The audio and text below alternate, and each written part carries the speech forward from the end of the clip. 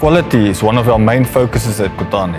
It goes through our entire business, from the initial contact with a new customer to how we operate throughout all our departments and the life cycle of our products. All vibrating components are fabricated and assembled according to our strict in-house quality standards. This includes welding procedures, fastening sequence, torquing of bolts, leveling and sequence of assembling subcomponents to ensure stress-free assemblies.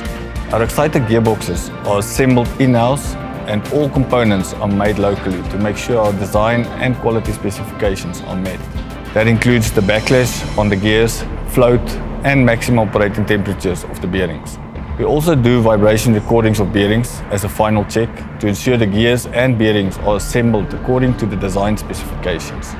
Our factory acceptance testing ensures the dynamic stability of the equipment during its 3 stages of operation.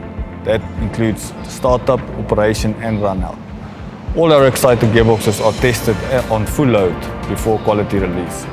Tests are recorded and used to compare with site commissioning certificates to ensure all installations are of the highest quality.